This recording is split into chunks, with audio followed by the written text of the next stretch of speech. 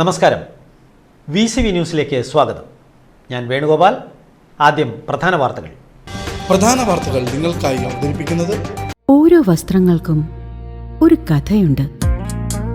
ആഘോഷത്തോളം വളർന്ന സ്വപ്നങ്ങളുടെ കഥ. Beauty silks. വാക്കുകൾ നിശബ്ദമാകുമ്പോൾ വസ്ത്രങ്ങൾ സംസാരിക്കട്ടെ.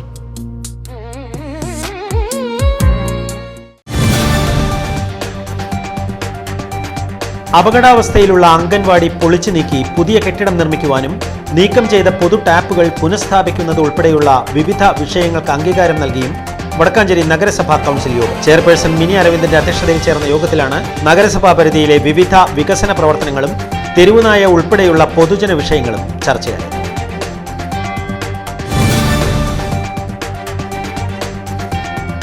വടക്കാഞ്ചേരി ബസ് സ്റ്റാൻഡിൽ വയോധികനെ മരിച്ച നിലയിൽ കണ്ടെത്തി. തെക്കങ്കര സ്വദേശി ബഷീറാണ് മരണപ്പെട്ടത്.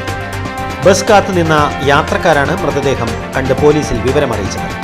തുടർന്ന് വടക്കാഞ്ചേരി പോലീസ് സ്ഥലത്തെത്തി ഇൻക്വസ്റ്റ് ഉൾപ്പെടെയുള്ള തുടർ നടപടികൾ സ്വീകരിച്ചു. കനത്ത മഴ തുടരുന്ന പശ്ചാത്തലത്തിൽ ജലനിരപ്പ് ഉയർന്നതിനെ തുടർന്ന് അസുരൻകുണ്ട് ഡാമിന്റെ സ്പിൽവേ ഷട്ടറുകൾ തുറന്നു.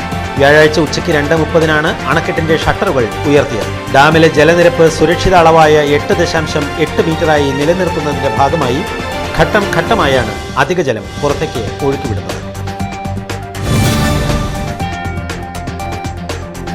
കുറാഞ്ചേരിയിൽ തെരുവുനായയോട് കൊടും ക്രൂരത.